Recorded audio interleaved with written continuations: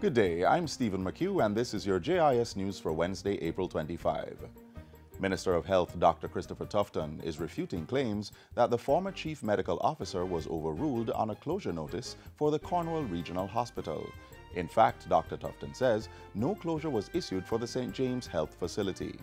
The then chief medical officer, who has the authority, not me as minister, he has the authority to issue a closure notice, did not issue a closure notice. He made a recommendation which was the subject of a meeting, after which he clearly stated that a closure notice would not be issued. And I think that is very important for the records, Mr. Speaker, for fear that some think that we overruled the chief medical officer. We can't do that. It's not allowed in law. Dr. Tufton was updating Tuesday's sitting of the House of Representatives on actions being taken to address air quality and infrastructure issues at the Type A facility.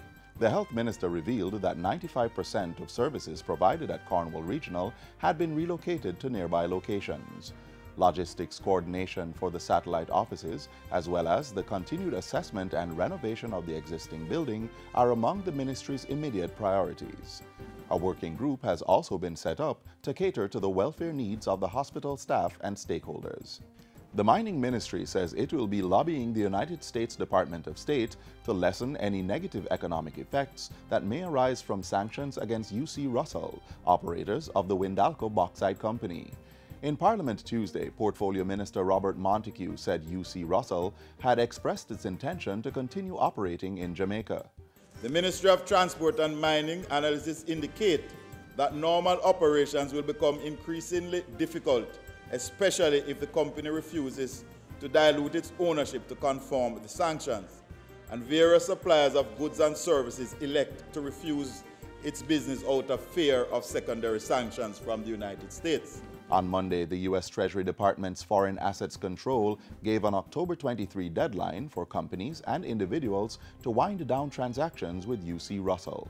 It also issued a license to exempt sanctions to non-U.S. parties doing business with a Russian-based company or its subsidiaries.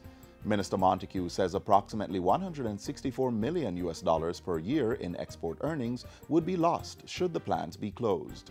He says the government will not be complacent and is prepared to take decisive actions to protect the interest of the 1,200 workers, contractors, local suppliers, environment, and the government.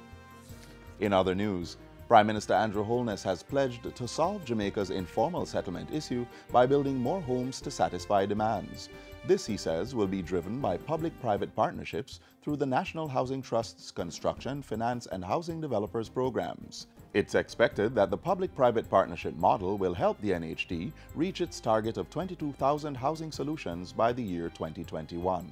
The squatter problem is not only a function of the unavailability of land. The squatter problem is really a function of the lack of housing solutions being provided by the formal market.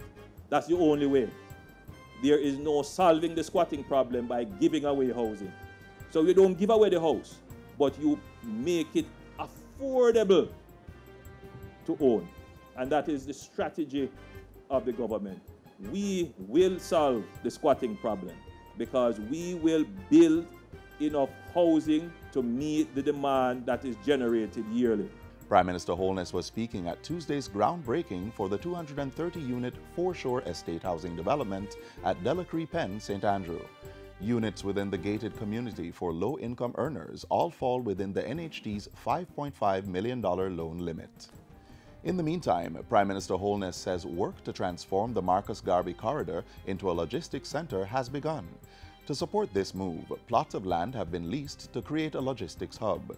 Significant infrastructure work has also started at the intersection of Hagley Park Road, Marcus Garvey Drive, and Spanish Town Road. The overall plan for this area is that it will become the community that supports the logistics hub initiative, which will run all along Marcus Garvey Drive into the Newport area and into the ports of Kingston. Jamaica has been ranked 6th among 180 countries on the 2018 World Press Freedom Index. The island moved up 2 places on the French-based Reporters Without Borders ranking, the highest since 2002. According to the report, Jamaica ranks among the countries with the most respect for freedom of information. It says Jamaica's 2013 law to decriminalize defamation, plus having no report of serious acts of violence or threat to media freedom, have contributed to the country's improvement in its ranking. And finally, an entrepreneurship team of Career Advancement Program CAP students have placed second in an international competition. The 4-member team won $7,000 at the recently concluded Diamond Challenge for High School Entrepreneurs at the University of Delaware. In the social innovation segment, the CAP team created a lamp from recycled plastic, which can also charge small electronic devices. At a meeting Tuesday, Prime Minister Andrew Holness, who conceptualized the CAP program, lauded the team for the creation, which addresses major environmental and social issues. As a responsible government and as responsible citizens, we have to find ways to address this issue. And what you have done as a social entrepreneur is to find a way to reuse plastics whilst at the same time providing a product that has great utility, particularly for persons who are energy poor, or persons who can't afford electricity. This is a good solution. The CAP program seeks to equip young people aged 16 to 18 with employability skills and good customer service. And that's it for JIS News Today. I'm Stephen McHugh. Thanks for watching.